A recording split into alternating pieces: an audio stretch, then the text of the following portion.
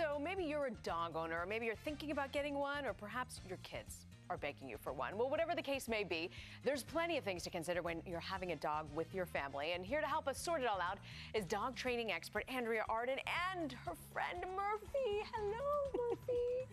Hi Welcome. there. Thanks for having us. It's so great to have you here. Tell me, what's the first thing you've got to know about house training?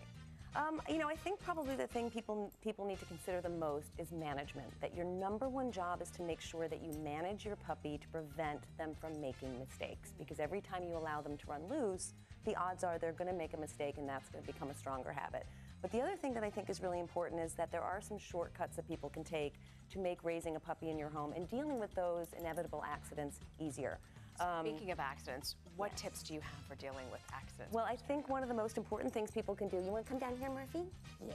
Is that they can choose, again, things that are shortcuts. And one of the shortcuts that I love the most is Stainmaster carpet and cushion, which is great because it resists stains, it releases pet hair, and it reduces odor, which means that the time that you spend cleaning up after your pets is going to be reduced, and you have more time to do the fun stuff, like training them and playing and all that sort of good stuff. Stainmaster carpet. I never thought Stainmaster carpet and cushion, yeah. That's great to know.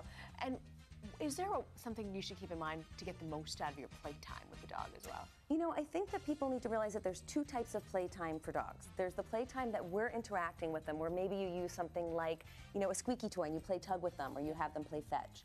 But a lot of the time people, when they get a dog, they forget that the dog probably has more energy and the need for release of more energy than they have the time to provide for.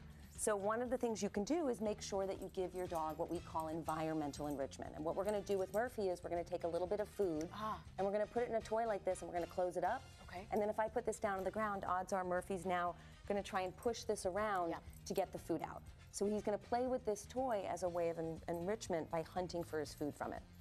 Oh, I see. Come around so that toy really makes him go after it. Yes. So he's essentially hunting for his food. Got it. Remember that even a young puppy has a pretty high energy level, and they also have a need to use their smarts. So this is a way for a dog to be able to play the training game by themselves if we can't interact with them at that time.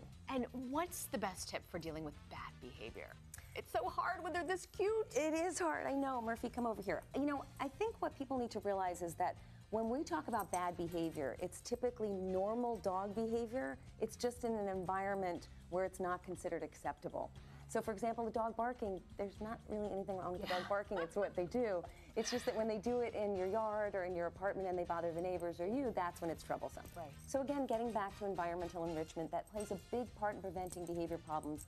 But another thing is that using positive reward-based training.